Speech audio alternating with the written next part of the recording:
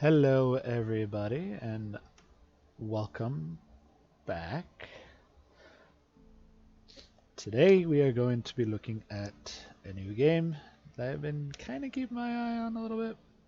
It's called Surviving the Aftermath by the same developer who made Surviving Mars, Paradox Interactive. As you can see, Paradox Camp mod. You can also have a few mods.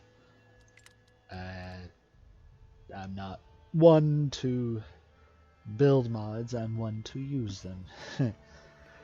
But anywho, let's get on with it. So, essentially in this game, the world died. The world's fucked. And it is your job to help a band of survivors who have survived the end of the world rebuild and prosper in this post-apocalyptic world. I'm going to do no tutorial because I've played it a little bit. So, here, you can create your own world a little bit. Have it more difficult or easier. So first, you got the environment. There are only a few who remember the spark that started it all. A chain reaction of global catastrophes wiped out most of the planet's population and made people turn against each other. Those who are left must now survive the aftermath in this post-apocalyptic world. So you can choose between three of them. Cities are demolished, but nature prevailed. Temperate, humid, fertile soil is 40%. The world is desolate and unforgiving. Average temp and humidity, fertile soil 25%. And pretty much a nuclear wasteland. The planet is a barren wasteland. Hot and dry, just kind of like Utah. Fertile soil 10%. I usually go with this one.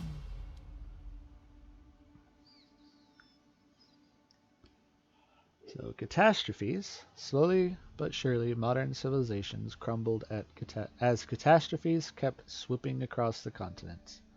Cities were destroyed, and the planet itself suffered permanent damage. So this one essentially is how much nuclear contamination is around, plus how many catastrophes you would like to experience. Since I've lost about 4 colonies doing this one, I'm going to go with that one. Plus, it's a YouTube video, so. Resources. Everyone has their breaking point. Eventually, it is not enough just to survive through the day. People need hope, and there's finally some. It has been a long road to get here, but that which was before can now be left in the past. So you've got your bunker died, or collapsed, the trusted family car broke down, or walking for ages. This is where you decide to set up. I usually go with this one because I like a little bit of a challenge. The people around you are the thin red line which keeps the group alive. They are far from perfect, but everyone has made it this far. You can trust them with your life and they trust you with theirs.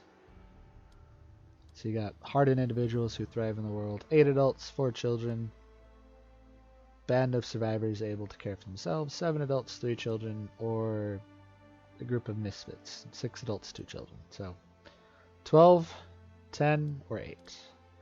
I usually go with a 10.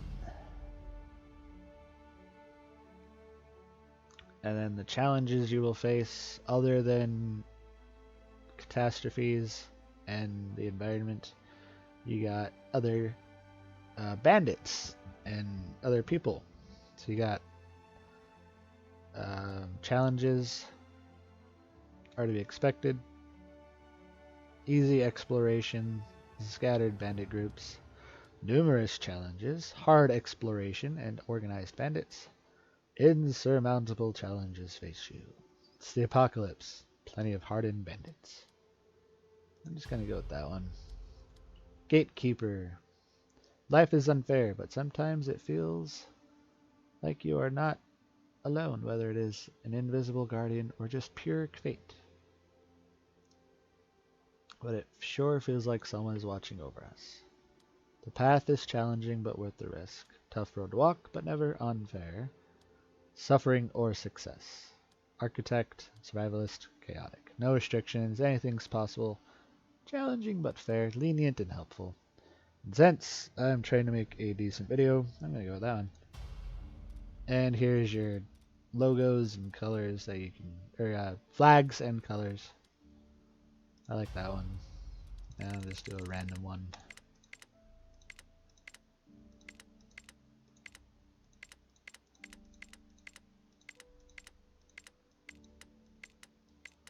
One, 2, 3, 4, 5, 6, 7, 8, 9, and 10. 11. Divide and conquer in Olira. So, summary of what's going on. You've got no tutorial message, average temp and humidity, soil patches, or small patches of fertile soil, occasional contamination, or occasional catastrophes, low contamination. Start with meager resources and 10 people. Trustworthy, respectable, persistent survivors. Yeah. So, nope.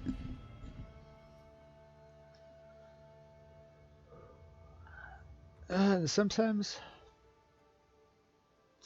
in this game, I do wish you can go into like first person. It'd be a little bit interesting to have a mod or something like that to actually, when you're going out into the world, the wasteland or whatever, you can go first person and start exploring. Or if you find a resource, or a place that you can explore, you actually have to explore it yourself. That'd be kind of cool. And come up on your gate like this. That'd be pretty cool. Pretty cool. Anyways, I'm gonna pause this here. Paused. Our truck broke down. Oh no. I guess this is where we will build our new lives. So as you can see, there's a lot of green everywhere, and not just trees. You got nuclear waste all over the place. Little patches here, bigger patches, ginormous. And then you've got other resources like plastic or metal or planks. Those will come in handy. So, right now we've got a food storage where we store most of our foods. I'm gonna move this right here to get all these nice little berries, because right now we're a little low on food. Definitely a lot low on water. We won't be able to get power for quite some time, but yep. We're gonna move the stockpile. We're gonna move it right here. We can get more planks and some concrete. And this is where we can build a gate later on. But right now, we need some temporary homes for our people. Let's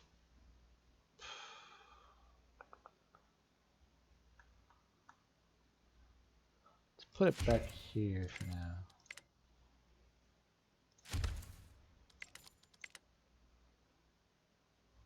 One tent can hold 2 people. We're a little low on plastics. 8. 10. Alright. So unpause it. And let's speed this up a little bit. That way our people can get their homes built. We're gonna put a road right there.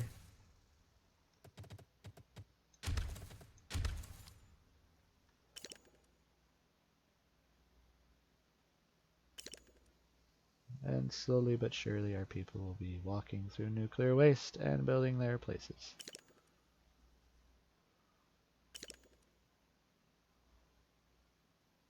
It usually rains. Nothing to be concerned about. But we do need some water. Put it next to the truck. Why not?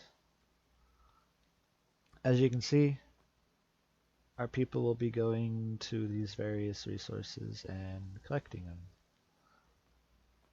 Right now, we need to get some food going.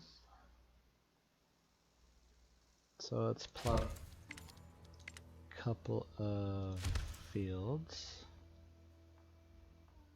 And to start off with, usually you only start off with two seeds. I'll show you in a moment. Yeah, we have a surplus of 3. That's good. Good. So, you got yourself corn, and you've got yourself potatoes. At the beginning, don't go overboard with trying to get all the resources you need. Just use the stockpile for now. And to get plastic, you are definitely going to be needing a recycler. Wish you can build on a hill, but oh well.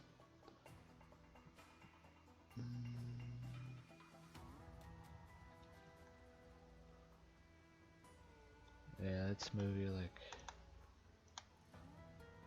right there for now. Later on, down the line, you will be able to build a gate. And once you build the gate, you can go into the world map. Right now, there's not much to see. We can't really do anything. But you will be able to find research points, science points. And they are only available in the world map. And then you can use those points to research different little tech tree things here. Like, say, I want to get rid of the nuclear waste. But you have to go through general storage, and then you can go through here. General storage is just a little shipping container, able to withstand the elements and thieves. And then you can go up to engineering, environmental station, nuclear waste, stuff like that. And we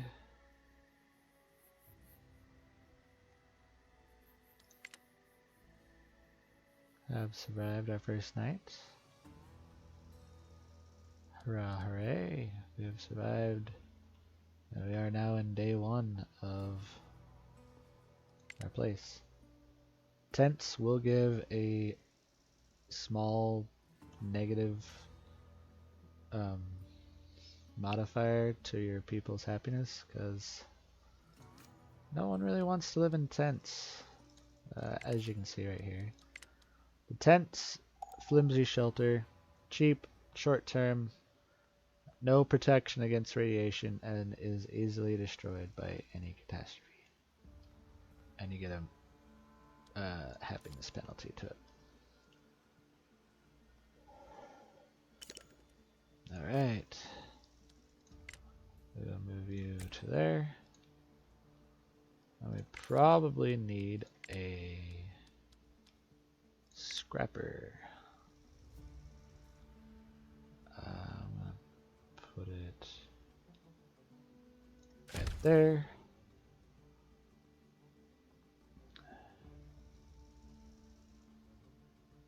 And you can see our crops are growing. Corn will be done the fastest. Potatoes will have a high yield, but slow growing. Small yield, fast growing. A little bit of a balance.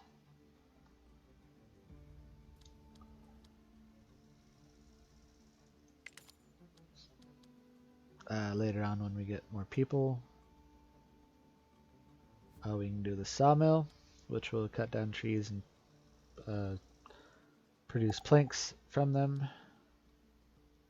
And the forester is essentially what it says. You can build a forest.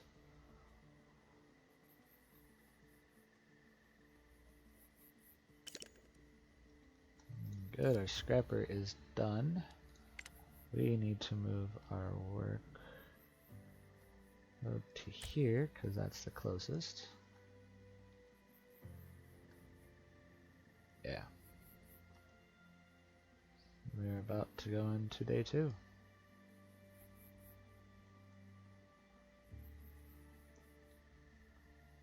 So eventually, once we get enough resources, like, oh, right. Definitely gonna need a medical tent.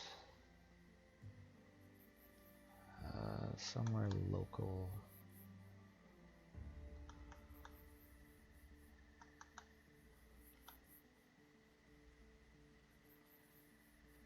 Yeah, let's put you right there. We ran into a problem. We need 12 of the, yeah, we need it. Someone is suffering from severe mutations. But we can't do anything about that because we are low on plastics. We need 6 more plastics. And there's our mutant right there. That is what the recycler's for. And we have we are down to our last berry bush on that one. So we're going to need to move it somewhere else. Let's see here.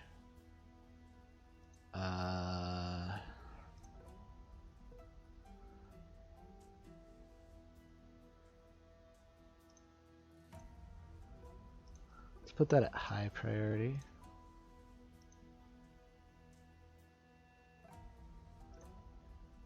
Now we need 3 more.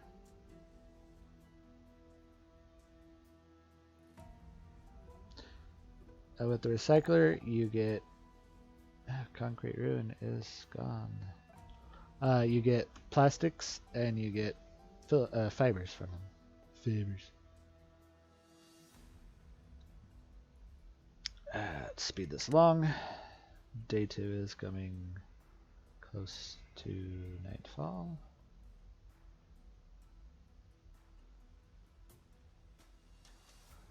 I'm not sure if there are any seasons. They might be implemented later.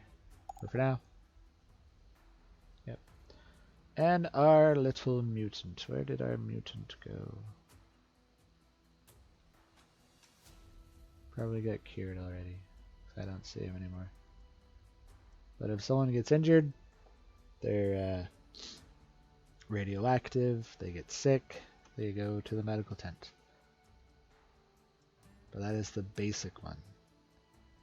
Only holds 2 patients. So I would suggest building 1 or 2 more of them once you get a decent population.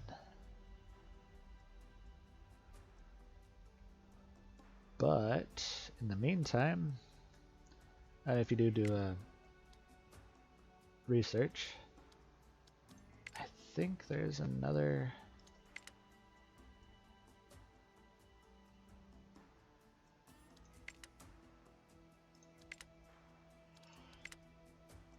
No, I guess not. I thought there was.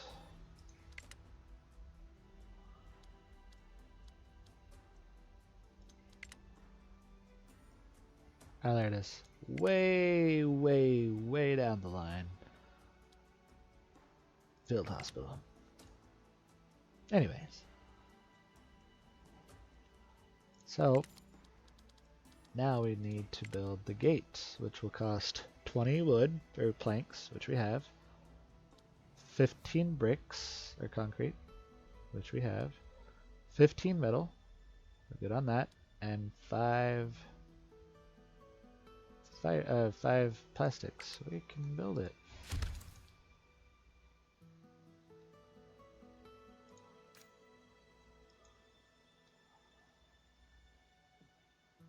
And then we can start exploring our local area. soon enough.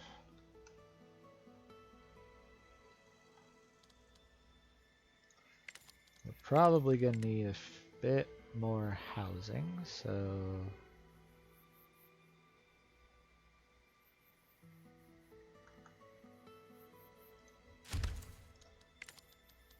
put 2 more tents on there. There we go. And now we just need a builder to come and hammer away at the gate. Penelope is infected. She is not infected anymore. We are low on fabrics. Not low on fabrics anymore. Well, yeah, we are. Uh-oh. Your first encounter. Survivors. And this is, I think it's this automatic one. Once you build the gate, survivors come. They might consist of more people, but right now there's just 2. And your first exploration unit. Platty. A great Nordic adventurer who claims to have been the Empress of Sweden before the apocalypse. She is an enthusiastic city designer who would not mind taking her troops into great wars. She also claims to have been part of a wizarding cult and to have helped aliens dominate the galaxy. A very talented person indeed. But she is a specialist scavenger. Leadership. That's not on there yet. You get 2 points bonus to action points. Base attack, research, scavenging missions, and healing. You can choose to reject them, ignore them for now, or accept them in the colony. I'm going to accept because we need people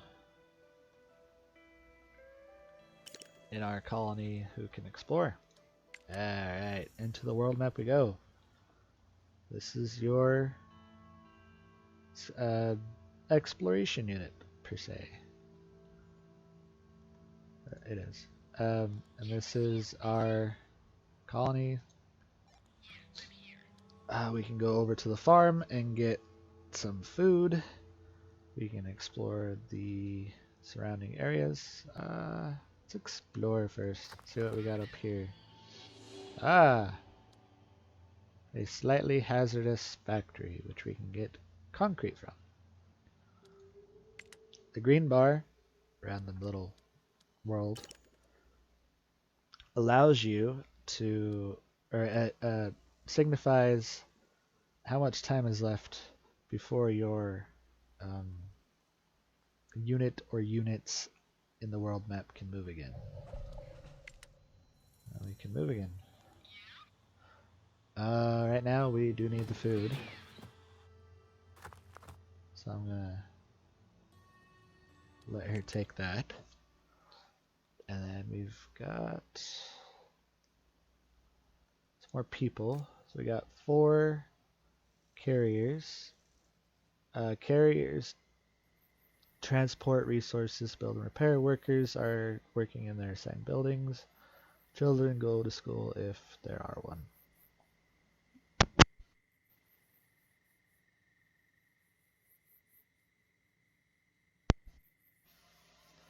So we have a total population of 12 people.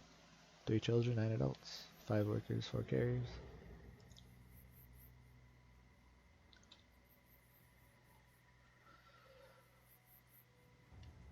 Oh, looks like our little concrete ruin here is about to go. And we got a new resource, which was updated not too long ago. I'll get to that in a moment. I'm going to send her back. And you will see the resources that she collected are right here. 19 food, and this is what they had brought. They brought some clothing, they brought fish, and they brought some tools with them. I'm not going to send her out until the next, essentially, day that she can go out. But we need more plastics, and we need more wood. So we're going to have to move this to here, and move our food to here. Sure. Alright, she can move again. Let's go explore one more place. Ah, tools. Oh, there's a city right here. Another city or two there.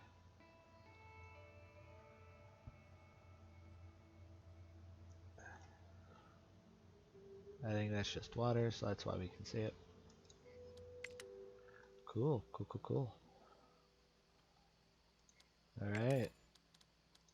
Now that we have some more people, let's get a sawmill going and put you probably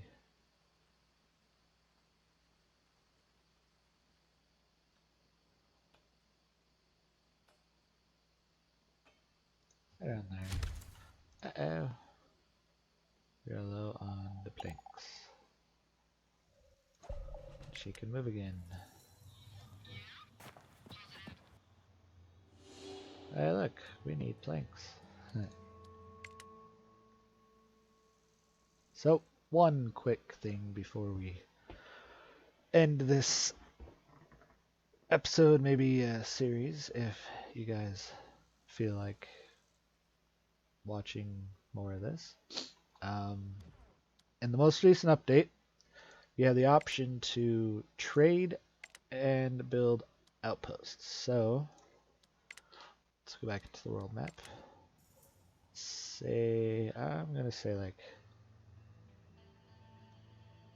let's say you meet somebody here and it's not bandits. It's another town, say like Ashford or Ventra or some weird name. You can trade with them. If you're going into the exploration, you get bartering once you get research points. You can find other societies out there and exchange goods once you have built a trading center. And then you can trade with them via trade right here. And now, we haven't seen anybody, so we don't have any trades. And then later on, you can build outposts. Unlocks the outpost depot, used for establishing and maintaining outposts on the world map. Expanding your colony's influence past its border is essential for the colony's survival. Outposts allow specialists to drop off their scavenged resources without traveling back to the colony. After dropping the resources to the outpost, they are automatically transferred back to the colony. So one outpost depot can support one outpost, so a 1-to-1 ratio. And so say we wanted to put an outpost over here or up here, and we'll put Platy up in this, and they find some research points, and they find a hospital that has medicine, but it'll take 3 or 4 days to come back this way. If we put a outpost somewhere near the lake or up here, they can just move over here, drop it off, and head back out and explore.